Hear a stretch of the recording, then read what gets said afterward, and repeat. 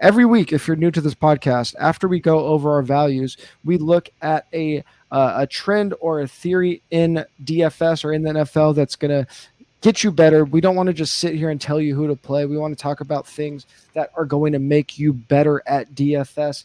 And going into week one, it is the week where we have the least information. It's the week where we have no data except for last season data, which I already mentioned can be extremely unreliable. And there are lots of opportunities to exploit the field, to exploit the markets, to exploit ownership and salaries. It's the best week. If you are crazy and you think everything that we say is dumb, it's the best week to ignore it, because we don't know as much as we're going to know next week or the weeks going on. So this week we're going to talk about finding week one anomalies and finding trends to exploit. And Matt, I'm just going to throw it to you. What's a big point of emphasis that you pay attention to in week one that might not be as prevalent as we get on later into the season? Well, it's something that I keep in the back of my mind basically as I'm doing research the entire first week of the season. Here we are. It's that Vegas and the Vegas totals that we rely so much upon as the basis of our research process is less clear about what they know about the upcoming season, about these teams. So we need to take advantage of that uncertainty when we're applying it to this game. And I think the easiest way to do that is to look at games that Vegas says are toss-ups, are just close in general, and then just going with underdogs. And these are teams that we haven't necessarily touched on that much, but teams like the Chargers or Washington, really, because that keeps flipping back and forth. That is a game that the most likely outcome is a low-scoring defensive battle. But don't pretend that a shootout isn't in the range of outcomes for either or both offenses. And that is the kind of uncertainty that isn't available or isn't suggested inside of a first week Vegas total that you, as someone who's knowledgeable of the NFL and these players, can sort of take advantage of. And in the same way, the public also has an amount that they don't know, and that includes us. But you can take advantage of people's fear of the unknown. I think the Rondale Moore pick, really any rookie playing in their first game, and we've had a few in this show already, is a great example of just getting out ahead of the curve, us thinking about players who are most likely going to be higher in salary because they had breakout performances. We want to enjoy that week where they get those breakout performances at low salary. And finally, we have a lot of young QBs this year, and young QBs in general tend to behave a little bit differently on the field than the rest of the cohort. They tend to run a little bit more because they're young and they usually have rushing upside, not to mention the designed rush upside from the new era of rushing quarterbacks. They also throw to their running backs and their tight ends more often because they're looking for short dump off passes. So the last thing we need to take advantage of on top of that is that they make mistakes. They make mistakes more often. And so even though Trevor Lawrence looks to be set up in a really good spot against the Houston defense, and I believe that Jacksonville is going to win that game, it doesn't mean that he's going to come out unblemished. He's going to make a rookie mistake, or one of them, Wilson or Jones, is going to make a rookie mistake that you can capitalize on by playing their defense. So definitely check out defenses versus rookie quarterbacks as well. Yeah, I mean, going back to what you said about just looking at point spreads, looking at the opportunities where Vegas might be inefficient when they might not otherwise be.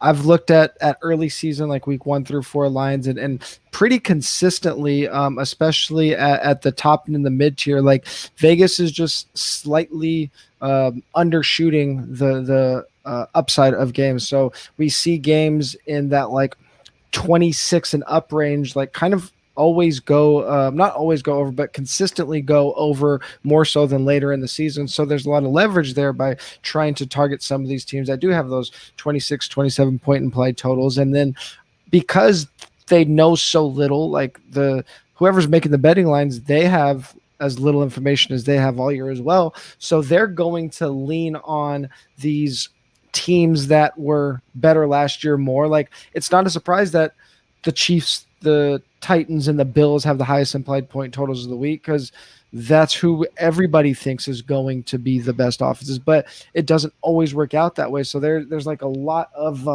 opportunity to target those second tier of teams. You talked about the public's fear of the unknown, and I want to. There's a couple ways that I want to talk about how you can lean into that, and one of those ways is you already mentioned Raheem Mostert briefly, and I kind of want to get your thoughts on that situation specifically, but leaning into these situations where we're not sure, and in week one.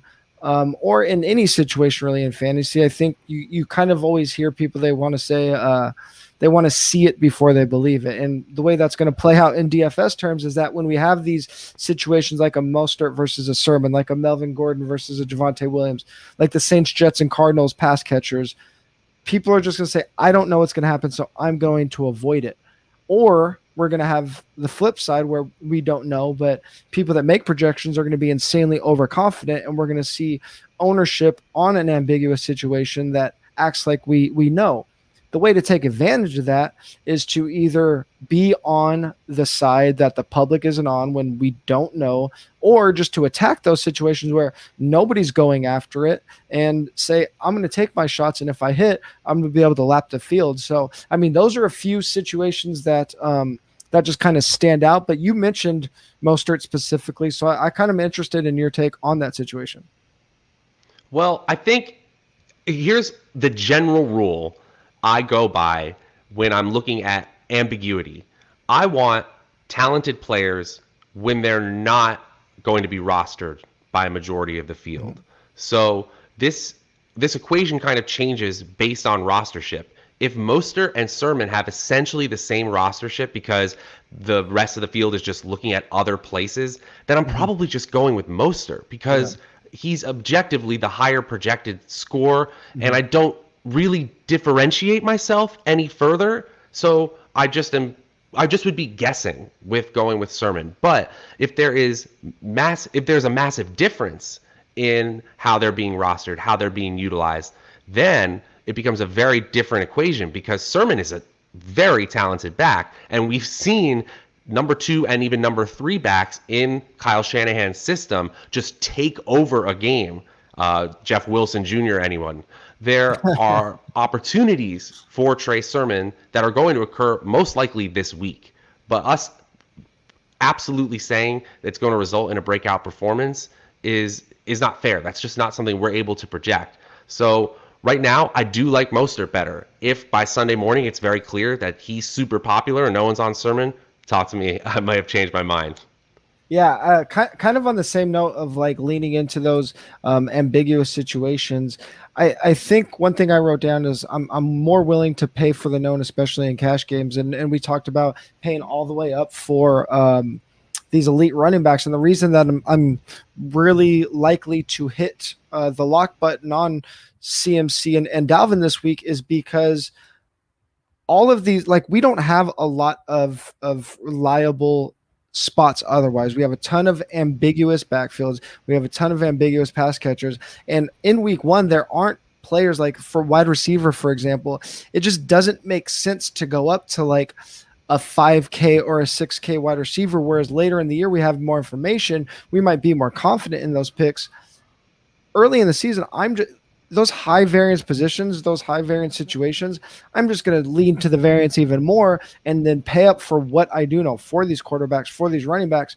When we get later in the season, we have more information. Maybe I will like pass up on a Dalvin for a Mostert in cash because I have a read on like what the situation might dictate in that backfield. But early in the season, I'm not really willing to do that, especially in week one when we have literally nothing to go off of except maybe some preseason, a few preseason snaps, maybe a little coach speak. It just doesn't make sense to me. A couple other ways, and these are just kind of general tournament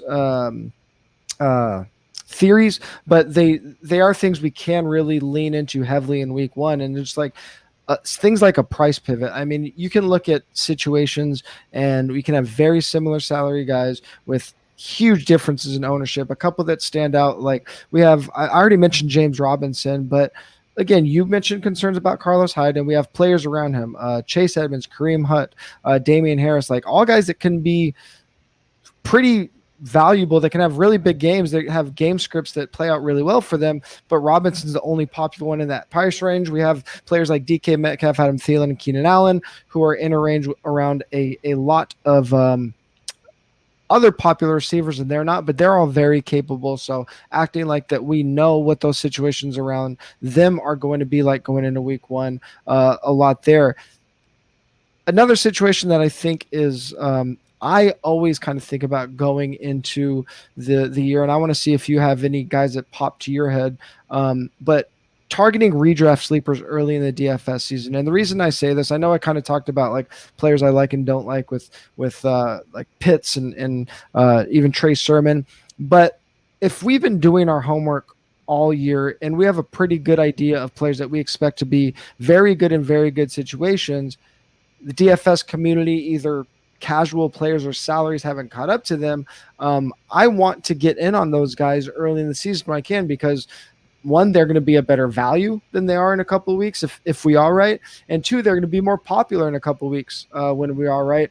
The most obvious guy was Josh Allen last year. If you were on Josh Allen early, you probably did really well early in the season. A guy that stands out to me this year is Tua Tagovailoa and the entire Miami passing game. They have a super low total this week. A lot of industry people have been touting him as like a guy that could take a second-year leap, including myself. They have a ton of really talented pass catchers. They have an extremely low over-under implied point total, a game that's supposed to be low scoring. And if people have been talking about like Damian Harris, I've even seen like some Jacoby Myers and not talking about Miami. So like that's one that stands out to me. Are there any like random redraft targets that you think could pop that you haven't really seen talked about in week one? I think they're hiding in plain sight in this podcast. I think people are still scared of the New York Jets. Yeah. I think people don't understand that this is an entirely new regime.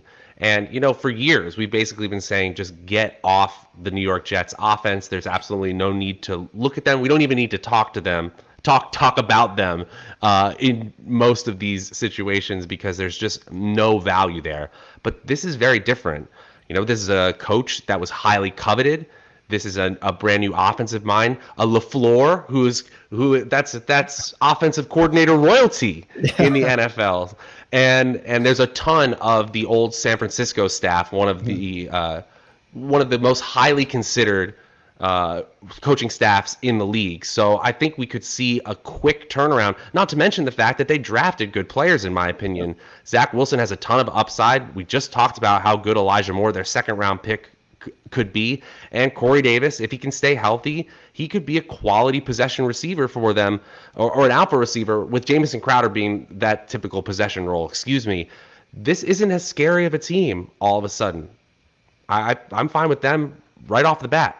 Yeah, and I mean, again, this isn't like a GPP theory podcast, but Christian McCaffrey is probably going to be the most popular player on the slate. So flip that on its head and play the Jets. You kind of already touched on like up top of the theory segment, just leaning into things that Vegas is going to give us a little bit of leeway on, where we don't have those opportunities later in the year.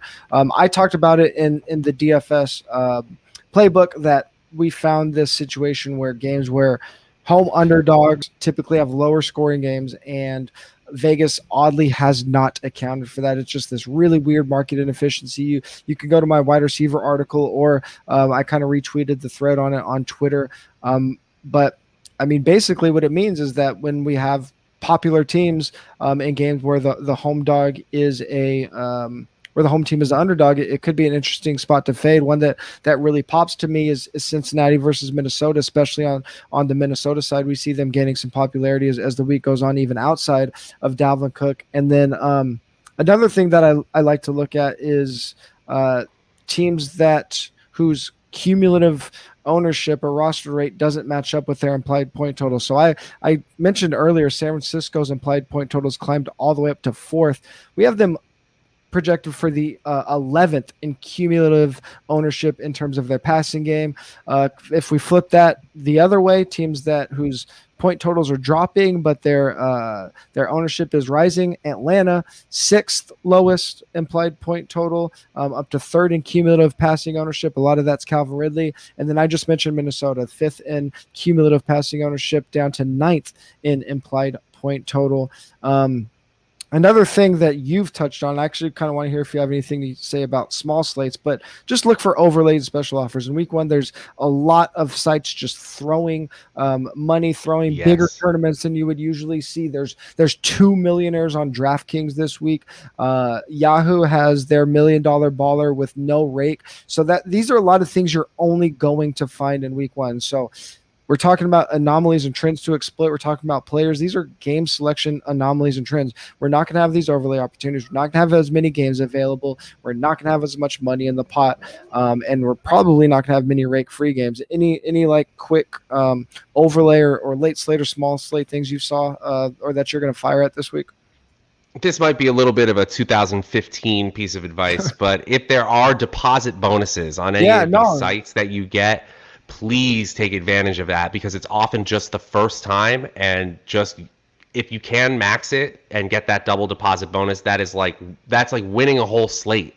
That's like going 100% in cash games. That is as good as you can get. So I just wanted to add that there.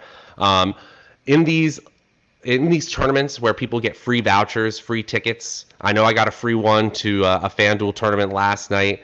You got to differentiate yourself a whole lot. I think I saw the millionaire last night on FanDuel. Anyone who got first place ended up with a little over 1K. So I would rather differentiate my lineup so that when I win alone. Although 1K sounds nice. If you are in these big free tournaments, just remember you're playing a ton of different people, and you really need to differentiate yourself. Yeah, no, your deposit bonus advice, I don't think that's 2015 advice at all. If people haven't played, a lot of times they don't know this stuff's available. We just talked about FanDuel offering 20% back on your deposit. Yahoo's giving you a free $10. A lot of times what people don't realize, if you only play NFL DFS, if you take all your money out in February and you haven't played since then, shoot the site an email and say, hey, I'm thinking about playing on this side or that side. Can you guys do anything for me? A lot of times they'll just match your deposit if you just ask. So, I mean, the worst they could say is no or ignore you. So, I mean, if you're somebody that's playing $100 a week and you could scrounge together $75 in deposit bonuses, like that's a pretty big win. So I think that's excellent advice. Matt, that is it on week 1, man. I'm